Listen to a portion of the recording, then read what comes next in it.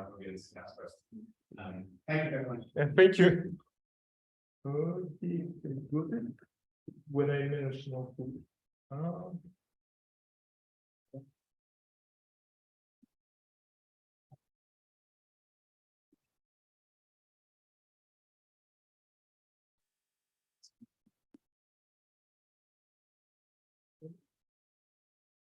Okay.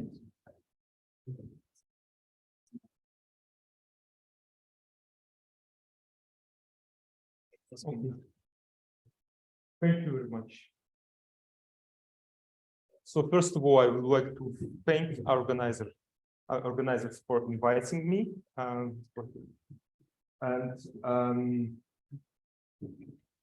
Today I will present our work that has been done with my colleagues Thomas Durand and Olivier Benichou. He was here, but he has left, and Raphaël Boissurier.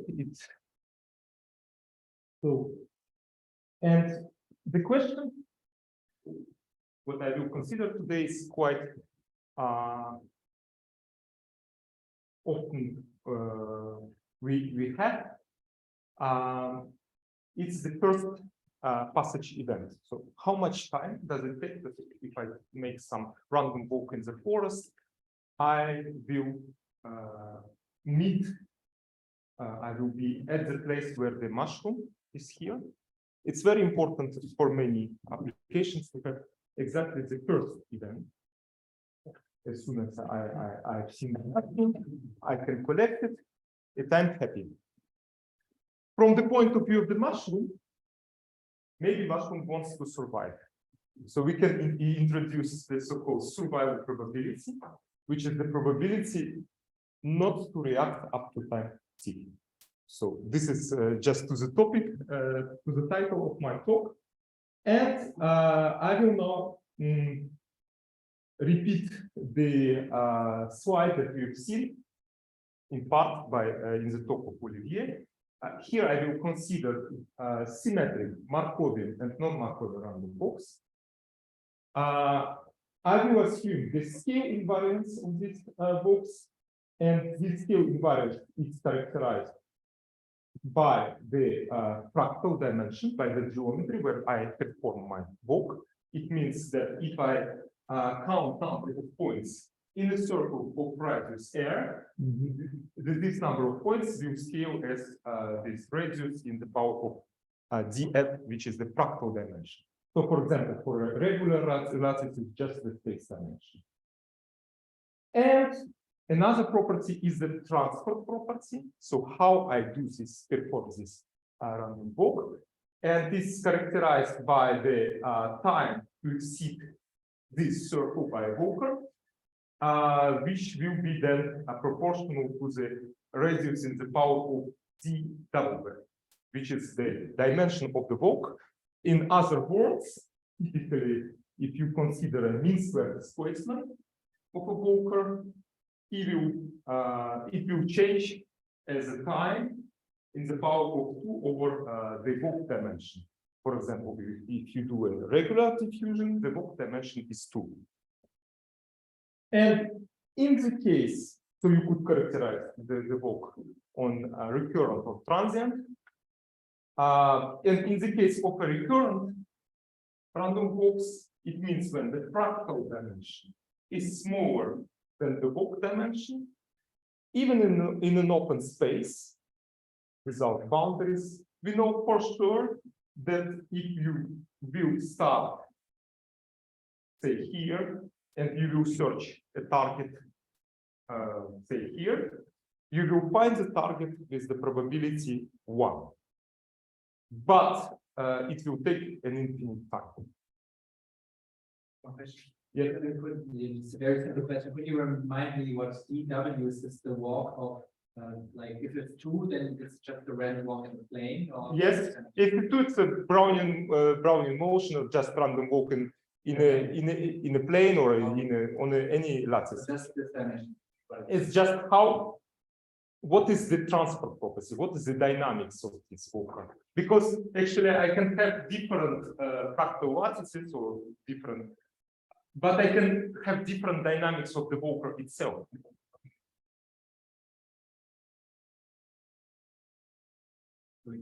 Yes. Is there an example where the walk dimension is larger than 2? Of course. Can you give it asking?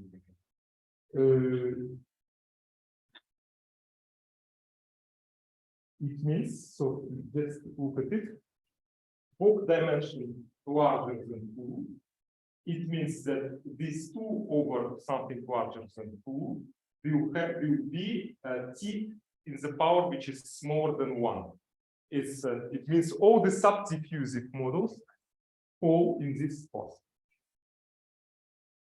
And I will consider some examples. Okay. And now it means that for in the recurrent case, that for survival probability, it will go to 0 at very large time. So, but the question how it goes to 0. And the asymptotic behavior is studied a lot and typically characterized by the, so it is then in the open space will be an algebraic decay, characterized by the exponent theta, which is called persistent exponent. This exponent has been studied a lot, but if we need the full asymptotic behavior, we also need the prefactor here, which is not so studied so much. And here, in particular, I will try to make a link between this prefactor and the mean first passage time for a confined problem, because confined problem is very different. The survival probability will have an exponential decay because you will reflect from the boundary and explore the space quite rapidly then. And then the mean first passage time, so the time to hit the target, will be proportional to the volume of the confinement. So the outline of my talk is the following, therefore. So first of all, I will consider the problem in the confinement, then in the open space, and if I will have time, I will come to the question of imperfect reaction, which is related to the first talk of the day of Dmitry Urinkov. So, as I've said, that I will study Markovian and non-Markovian walks, and now is little motivation why to study non-Markovian. I thought every process is Markov. Yeah. Just by regarding it as the process whose value is the path up to that. Yes, it's actually, as a physicist, I have a motivation. You are indeed. So the non-Markovian property is coming from the interaction with the environment from the point of a physicist. Of course, if you can consider all the microscopic degrees of freedom and to have this also interaction to take into account, you can consider also Markovian evolution. But typically, it's not the case. Typically, you see just effective projective dynamics, which is then non-Markovian. So I give you some examples from physics. Some, let's say you have a reactant attached to a polymer. So you maybe see in the fluorescence the movement of this reactant, but you don't see the polymer. Or the example was considered by Ralph Metzger and Gleb Vashanin. It's the motion of the vacuoles in a cell that you could follow, but you don't really know how it interacts with the environment and what is exactly the environment. Or different tracer bits in pneumatics or in viscoelastic fluids. What is important to note that for all these examples, we can consider the dynamics as approximately Gaussian. It can be shown, and actually Gleb Arshanik has, and Rachmeister has shown some examples that we could map this process of motion of macroids on fractional Brownian motion. So, and the question, how can one predict and take into account this memory effect to predict first passage events? So I start with the confined problem, and what are the hypotheses? The first hypothesis, we consider Gaussian processes with stationary increments, no aging, with for symmetric walk, we have this isotropic walk. The process is non-smooth like a Brownian motion, so at every point the local derivative is infinite, and it then characterized just by the second moment. So the first moment is, which is the mean square displacement, that behaves at a long time as a power law, characterized by the Hurst exponent h. And then this walk is placed to a big confining volume. Sorry, why do we need the condition to be non-smooth? Because it's a very good question. I will come maybe. Yeah. Later. No, it's coming now here. So how actually one can treat this problem? We will use a review equation by partitioning the events of the first passage. So let's say you start here at 10, you make your walk, and for the first time, at time 2, you touch this boundary at 0. And then you continue your walk at some time 10, you will touch again. You will touch many times at particular time 10. And we can partition this event on via the heating time distribution or first passage time distribution. So we have to integrate over all first passage times. And here is we have the probability to hit the target again this time. Okay, given that we had a first passage at time 2. So if we integrate over all of the first passage events, we get the probability to hit target at time 8, starting from the initial condition. So, and to your question, so if I will have a smooth process, I should take into account also the velocity, and the review equation will be more complex. So using this review equation, it's possible by doing some integrations to find the following formula for the mean first passage time, where you have here propagator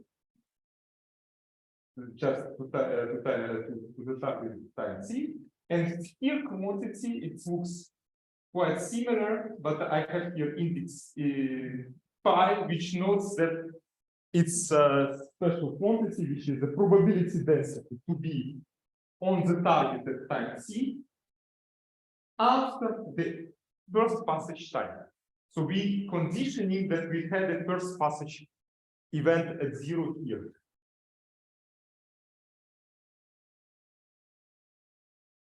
Just One quick question. yes.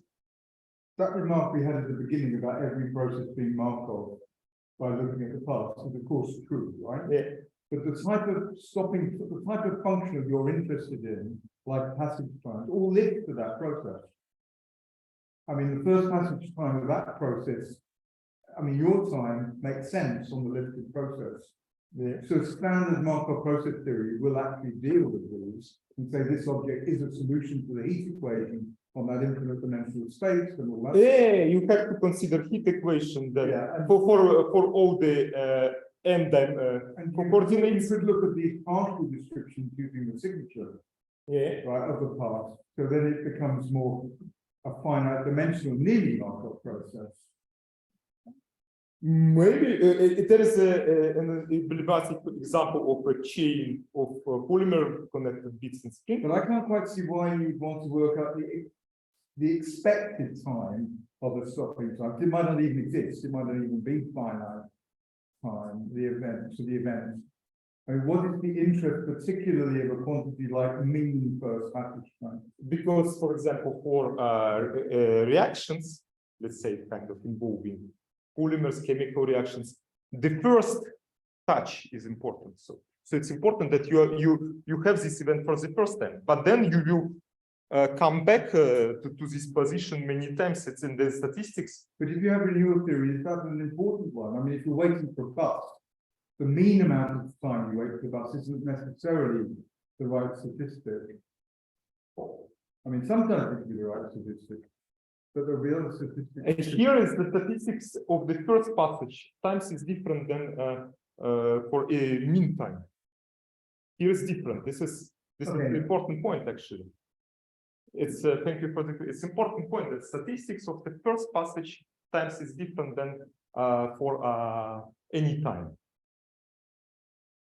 So, and the difference you see, if we skip this condition that we propagate after the first passage time, then we get the Markovian formula, where we have just usual propagators. So it means that this dynamics, this propagator encodes the dynamics after the first passage. And the dynamics after the first passage is very important. And how we can take it into account? By looking on the trajectories after the first passage. So let's say we start with the same initial condition. And here we the first run, second run, third run, etc. Then we just collect the trajectory just after the first passage. That's it. And then we make average. Each trajectory has its own first passage time. The average will look something like this. And yeah. And this quantity is important that because if we now inject the propagator, which is Gaussian, we have this the first moment, which will be squared here, mu of t.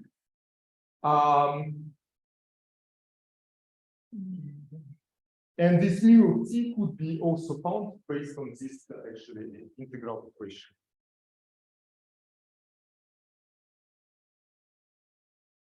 And just to note, so if we would have a Markovian process, the trajectory after the first passage, because we have a symmetric walk, will be just 0. It will stay on the same position.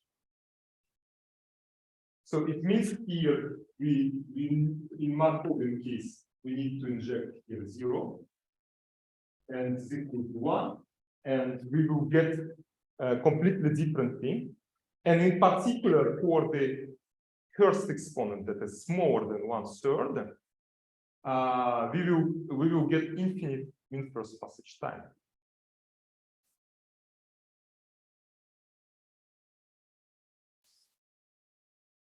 What is actually the behavior of this future trajectory of the first passage?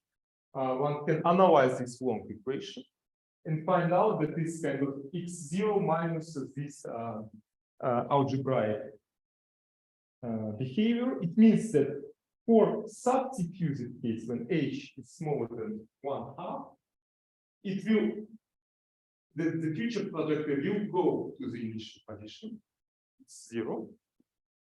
In super diffused case, it will be repelled by the initial position, from the initial position.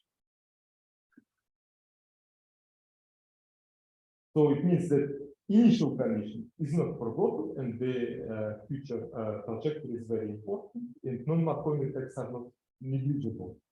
So, and if we now use the equation for the future trajectory, it is possible to show that the mean first passage time will have the following form.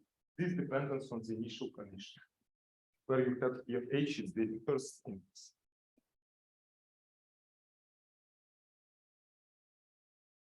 So now we have obtained the mean first passage time. I will go to the problem of the first passage in the fixed space. Yes, it's for 1D. it's just 1D. I have exemplified in 1D because But the first for a higher dimension it's possible, you have to have additional approximations. But actually the behavior, the power law behavior will be different. There will be also the dimension of the space. It still works. So I go back to the definition. So we will now consider the survival probabilities, probability not to react. So, and we will make the link between these three factors S0 and the mean first passage time in the confined problem that we have obtained before. So how we can consider this problem? So we have initial position R0. Now I have not 1D, any space, and the target placed at the origin. So I will start with my renewal equation, which in Laplace space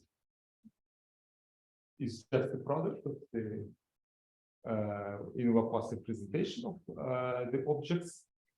And then we will use the scale invariance that I have mentioned in the beginning. It means the propagator, just for Markovian case here, at the long time will have a power law behavior, which characterized by the fractal and Vogt dimension that I have introduced in the beginning. And what is important now to look on the subleading order behavior of the propagator here in the Laplace space, so which will be given by this expression. And we will use this expression for two values of R0 and 0, inject in this formula. That you finally get 1 minus F, the Laplace representation, the first passage time density. And then you will be given by this expression, which in turn, given that first the survival probability is the probability that this 1 minus probability to react. It means that you integrate first passage time probabilities. And this we can represent as inverse Laplace of the quantity that we have found just before, divided by S. And this will have the behavior of the power law, where we could recognize here the exponent theta, which is preset in exponent. It is already known result, but also you will find the prefactor here, which is given by this formula. What is important, maybe you remember at the beginning of my talk, I give you the formula for the mean first passage time based on the propagators. It's for my point case, and then we will recognize actually the formula with the difference that there I have obtained in the confined space. Here is the non-confined space. But if we make the limit of going the volume to infinity, we should get the same result. So I will represent it like this. Just this integral. Does this mean we assume some sort of continuity in the?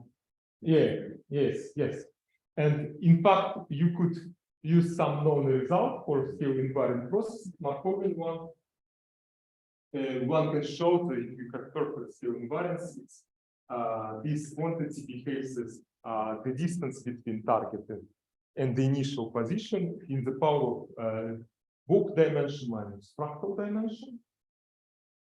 So we can inject this quantity and we get the analytic formula for the prefactor, for Markovian scale invariant. So we can test it. Sierpinski gasket was already introduced. Here on the Sierpinski gasket, here you see the simulations, the symbols for different initial conditions between target and initial position. And the lines are given by the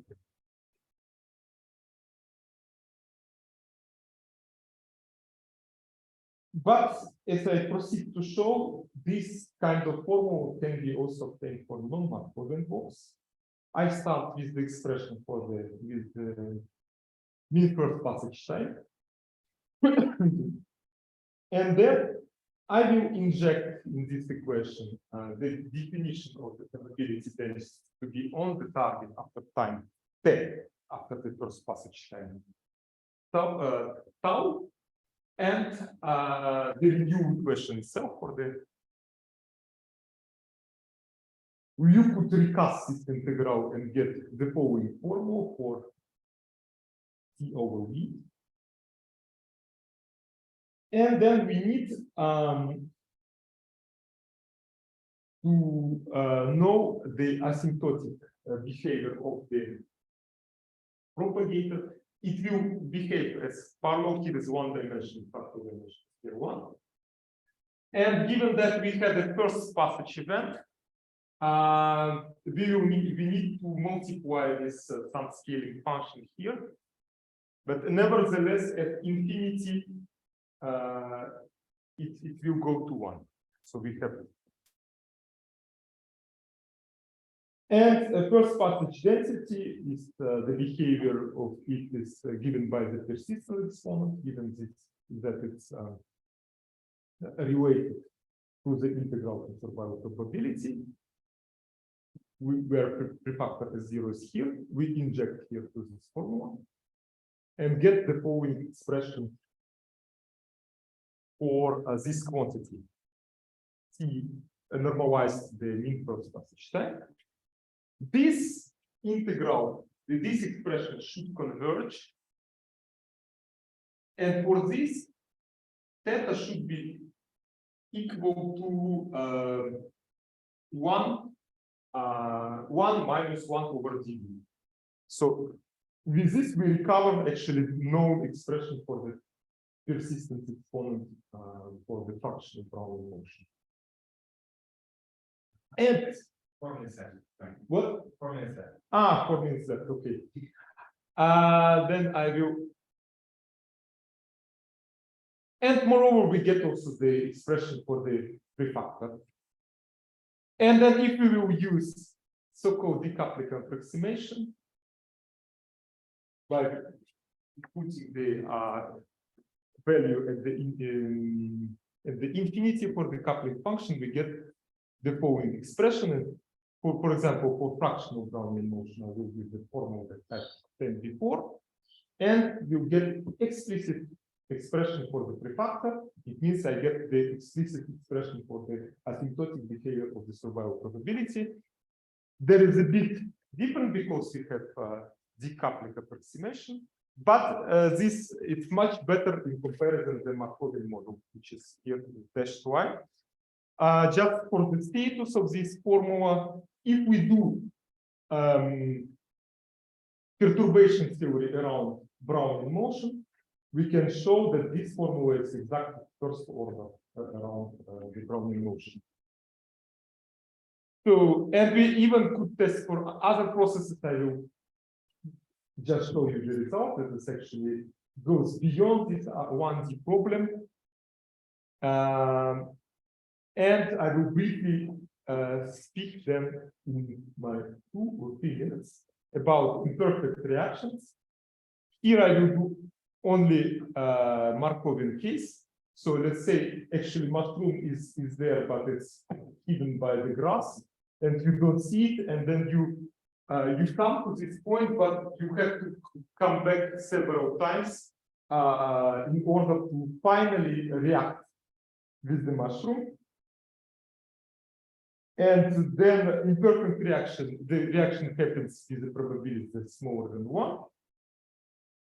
This we can formulate based on this renewal equation that looks ugly, but it's actually, we hit first the target. And then we come n-1 times return to the target before the reaction.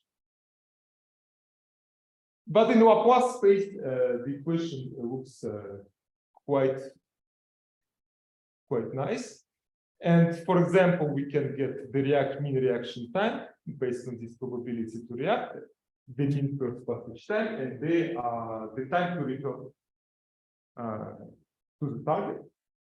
For the higher moments, we can get it, and even for the first reaction time probability, we can get the following expression based on the perfect, based on the density of the perfect reaction.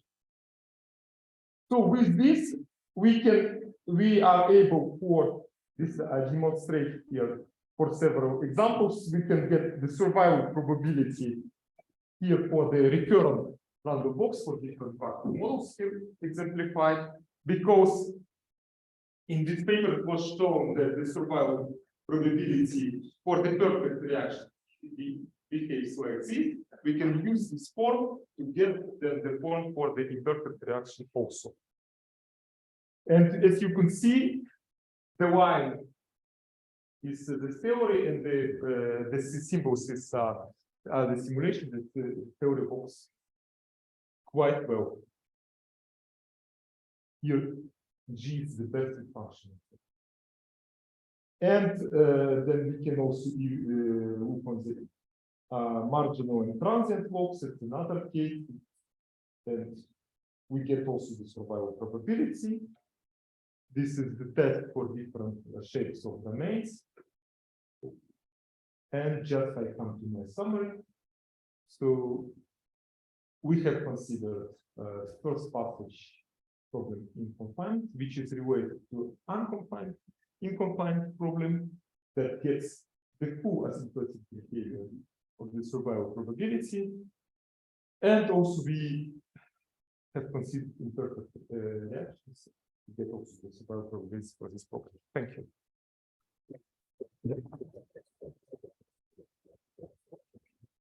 Do you think one could extend it to like energy landscape, like non-raw dynamics kind of stuff, or maybe Motion-Rulbeck processes? Yeah, in general, why not? Why not? I think it's really for me this leap between just the first moment and survival probability is quite general. Right. Because I think, yeah, like the survival probability, I think maybe in optimization machine learning could be interesting. Yes, Because, actually, like, what I see here, I had here an impression that we are doing similar things, but we are speaking different languages. Right. And what Why is this the survival probability when you are kind of really these heavy tails? Yeah. And I think maybe you also need this prefactor to get the full asymptotic behavior, and this prefactor is encoded in this first passage time. Right. Yeah, like I think in optimization, people might care about how long you survive, which is a bad thing. Yeah, but And the bad, exactly. like you want to escape, so like how long you survive is the persistent exponent could be seen as a measure of how kind of bad you're optimizing. Yeah. Like, so I think it's quite interesting, and of course we will need some kind of energy landscape, like non-raw dynamics to apply it, but yeah, definitely I think very related. Would you take one more question if there is another question? Yeah. This is the question that where is the distance between the target and It's actually it's a good question. It's in the mean first passage time here inside. When I shown it's kind of proportional to the volume times the distance to source target, which is in some power, which depends on the transport property encoded by the Hopf dimension and geometry encoded by the factor.